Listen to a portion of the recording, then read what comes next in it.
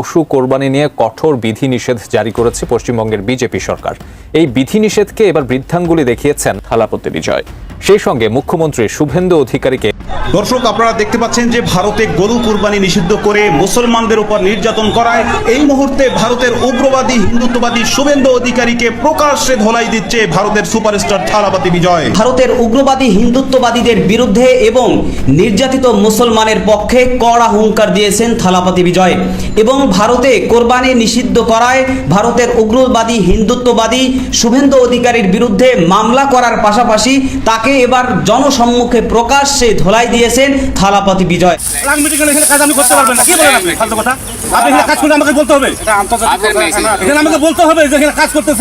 পাকিস্তান এবং সৌদি আরব যে সামরিক চুক্তি হয়েছে, বাংলাদেশ এবং পাকিস্তান সেম সামরিক চুক্তি করা অত্যন্ত জরুরি। যদি তা না করা হয় তাহলে বাংলাদেশের মানচিত্র বিলুপ্ত হতে পারে। তাই অনতিবিলম্বে পাকিস্তানের সাথে সামরিক চুক্তি করে। থানা ঘেরাওয়ের পর ঝিনাইদহের নাসিরউদ্দিন পাটোয়ারি সহ এনসিপির কেন্দ্রীয় নেতাদের উপর হামলা ও মারপিটের অভিযোগে ছাত্রদল সভাপতিকে আটক করেছে কোস্টগার্ড। ওই ঘটনায় ছাত্রদলের 8 নেতা এবং অজ্ঞাতনামা 110 থেকে 115 জনকে আসামি করে সদর থানায় মামলা করা হয়েছে। এবার স্বরাষ্ট্রমন্ত্রী জনাব সালাউদ্দিন আহমেদকে ক্ষমা চাইতে হবে। তার পদত্যাগ। আসসালামু আলাইকুম প্রিয় দর্শক শ্রোতা, ইতিমধ্যে ভিডিওর গুরুত্বপূর্ণ অংশ বিশেষ আপনারা দেখে ফেলেছেন। আরো কিছু গুরুত্বপূর্ণ ভিডিও আমরা তুলে ধরার চেষ্টা করব। তার আগে অনুরোধ করব, প্রতি মুহূর্তে পর্দার আড়ালে ঘটে যাওয়া সকল আপডেট সবার আগে জানতে সাবস্ক্রাইব করুন আমাদের চ্যানেলটি। প্রিয় দর্শক, আমরা কথা বাড়াবো না।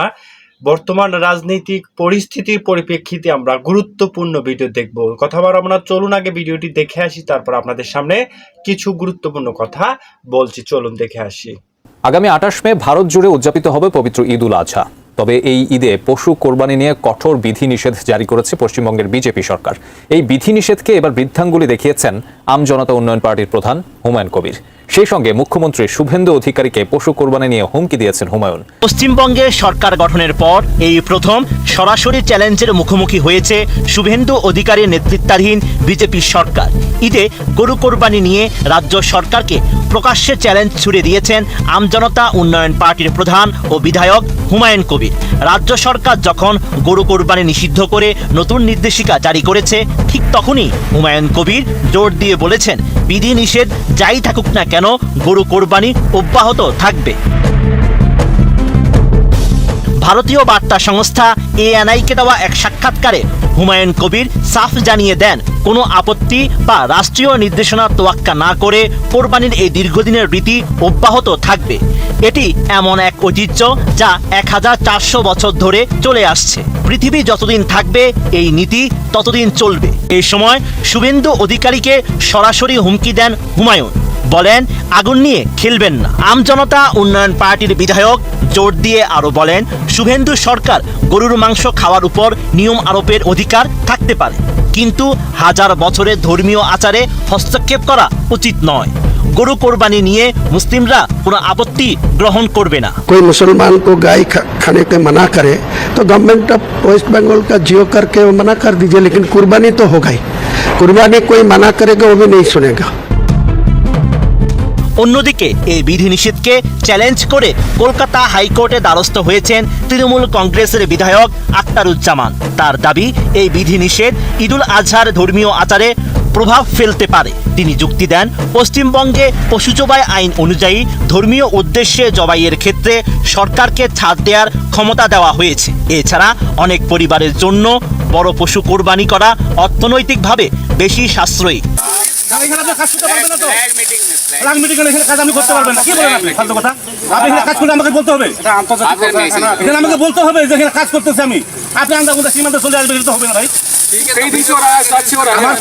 আমি যদি এখানে কাজ করি আপনাকে অবশ্যই অবগত করবো আমি। আর আপনি এখানে কাজ করলে 150 গজের ভিতরে আপনি করেন, আমি কিছু বলবো না আপনাকে। কিন্তু 150 গজের ভিতরে আপনার কাজ করলে আমাকে জানতে হবে, আমাকে বলতে হবে। আমি অন্যায় বলছি ভাই, আপনি বলেন। যেহেতু যে আন্তর্জাতিক সীমা রেখা 1975 সালে ইন্দিরা মোদীর চুক্তিতে বলা আছে, এখানে সীমান্ত এলাকা বিএসএফ যদি কাজ করে বিজেপিকে অবগত করতে হবে, বিজেপি কাজ করলে বিএসএফ অবগত করতে হবে। আপনি জমি মাপতেছেন, খুঁটি কাটতেছেন, আমি জানলাম না। 150 গজের ভিতরে 20 গজ হবে না আপনার। এটা কি আন্তরিকতা? এটা কি ভালোবাসা? আপনারা তো সব জায়গায় আপনি করেন কাজ, আমার কথা আপনি কাজ করেন, কিন্তু আমাকে তো বলতে হবে আপনার। আমি এখানে জমি মাপতেছি, কে করতেছি, कैसे होगा? मीटिंग करो। মিটিং কেন করতে মিটিং করবো কেন? আপনি মিটিং করার আগে আপনি কাজটা করলেন কেন? आपने बताया हम आगे बता देंगे। না, আপনি মিটিং করার কথা বলতেছেন, তা মিটিংটা আগে করতেন যে আমরা এখানে কাজ করবো। आपको पोस्ट कमांडर बताएगा দাদা আপনি তো বাংলা জানেন না? যদি আপনারা কাজ করেন তো আমাদের আগে বলা দরকার ছিল যে আমরা এখানে একটা কাজ করতে যাচ্ছি। আপনি কাজ জানা হুট করে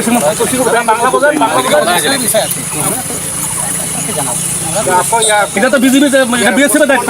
বিএসএফ কে বলবে যে এখানে আমাদের একটা কাজ হচ্ছে, আপনাদের অবগত আমরা করে এলাম, বাস শেষ হয়ে গেল কথাটা। কিন্তু আপনি যদি আমাকে না করে আপনি যদি একা একা সীমান্ত এলাকা আসেন সেটা হবে না ভাই। আমাদের ডকুমেন্ট লাগবে, সাজা প্রদান বলতেছে লাগবে, এটা লাগবে। আপনি যান এটা আমাদের ডকুমেন্ট লাগবে, আমাদের অথরিটি বলতে হবে না, আমাদের অথরিটি বলতে হবে আমরা আপনার প্রোডাকশন দিচ্ছি, আপনারা না করছি। আপনি 150 গজের বাইরে যদি আপনি কাজ করেন আমি আপনাকে আপত্তি করবো না, কিন্তু আপনি 150 গজের ভিতরে যখন কাজ করতে আসবেন আপনাকে অবশ্যই অবগত করতে হবে যে আমি এই কাজ আমি করতেছি।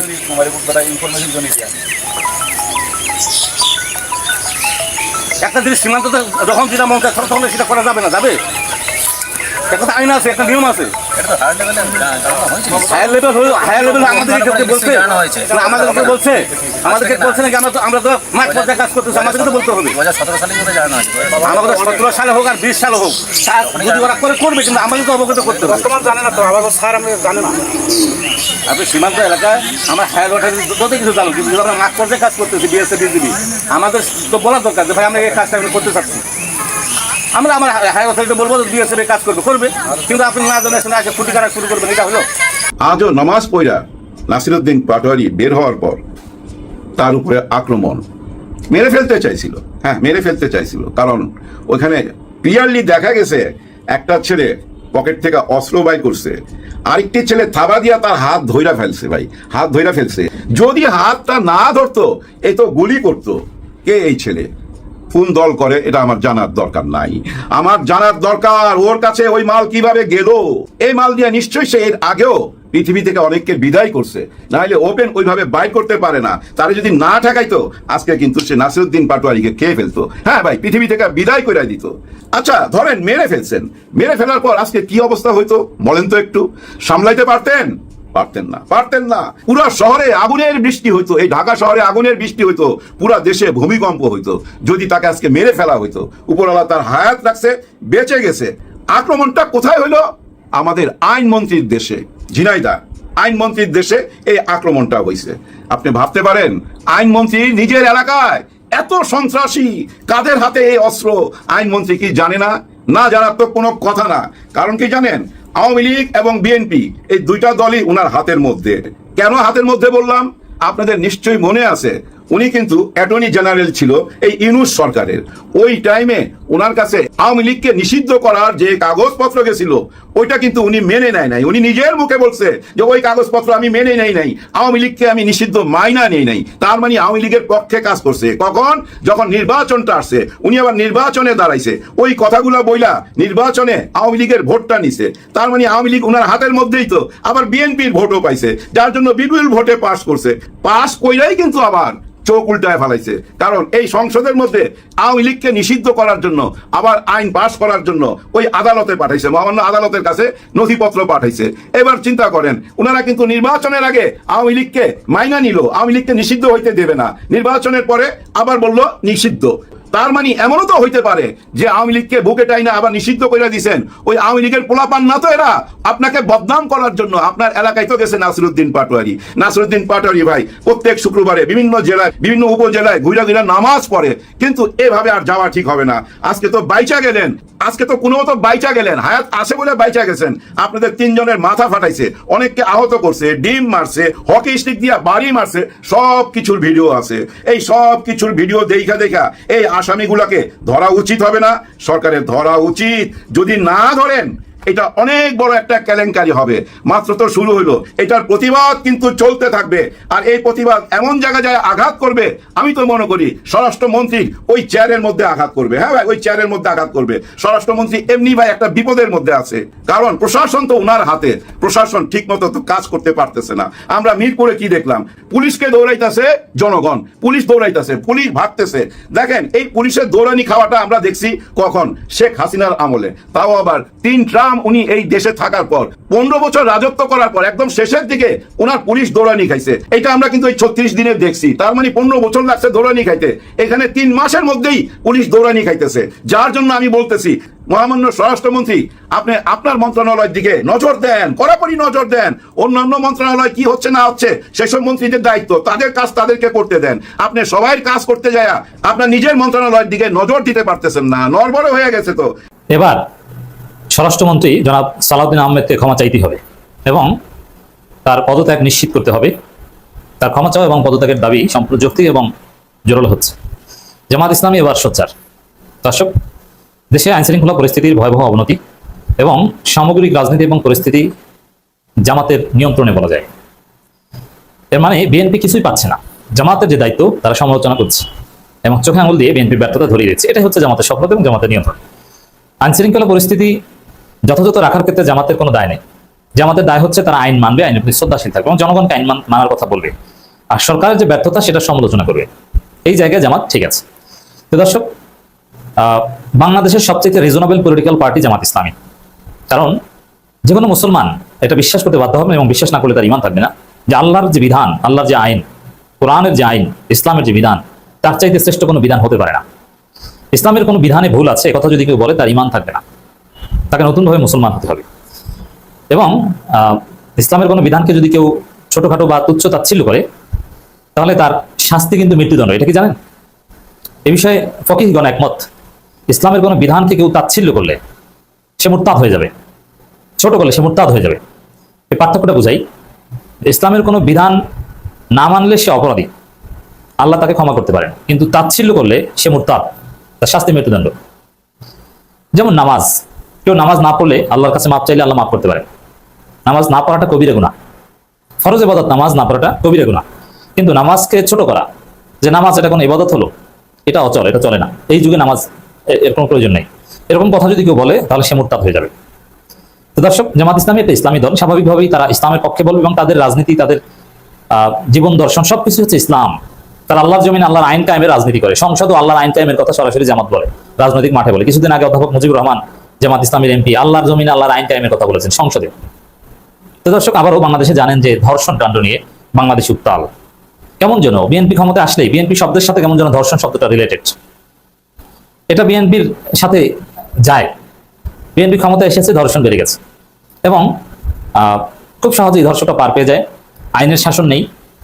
এবং একটা বিষয় মনে রাখবেন যে ধর্ষণের সাথে শুধু মানুষের যৌন চাহিদা রিলেটেড নয়, ধর্ষণের সাথে বেসিক্যালি ক্ষমতা এবং দম্ভ জড়িত, যে ক্ষমতার একটা বহিঃপ্রকাশ হচ্ছে ধর্ষণ।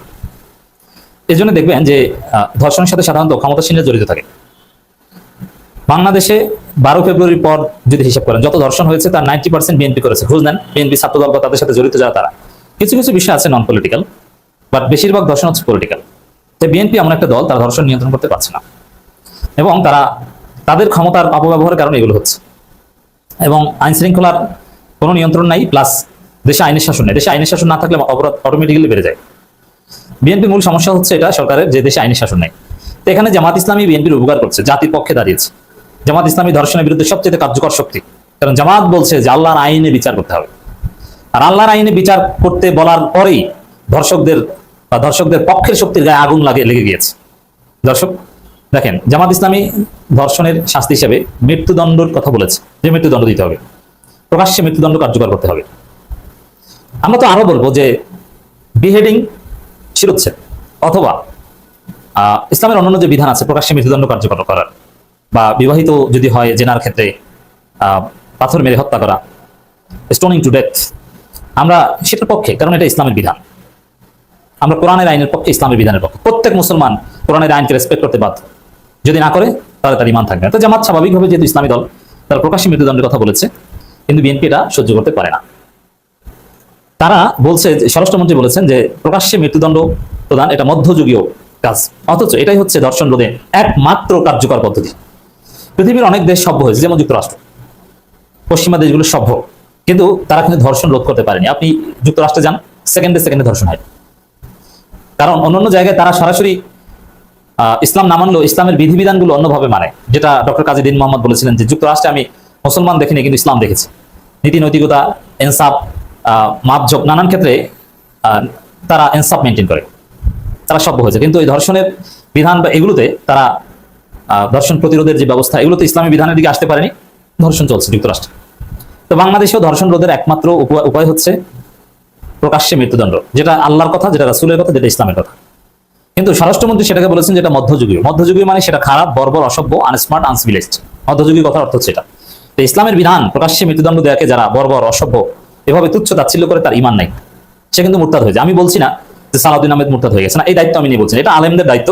তারা ফতোয়া বোর্ড তৈরি করে তারা ফতোয়া দিবে। যদিও এখানে আরো অনেক বিষয় আছে যে কাউকে মুরতাদ, কোনো একটা কাজ সে কুফরি বা শিরকি করলেই সে কাফের হয়ে যায়, বিষয়টা এরকম নয়। তার এতেকাদ কি ছিল, তার কর্মের পরিপন্থী কিনা, না কথার কথা বলে ফেলেছেন, আর অনেক সার্কামস্টেন্স বিবেচনা করতে হয়। এগুলো বিবেচনা এনে আলেমরা ফতোয়া দিবে, আমি তাকে বলছি না। বাট এই বক্তব্যটা, এই কাজটা, জামাত ইসলামের যে দাবি প্রকাশ্যে মৃত্যুদণ্ড কার্যকর করার যে দাবি, এটাকে মধ্যযুগীয় বলাটা, মধ্যযুগীয় বর্বরতা বলাটা, এটা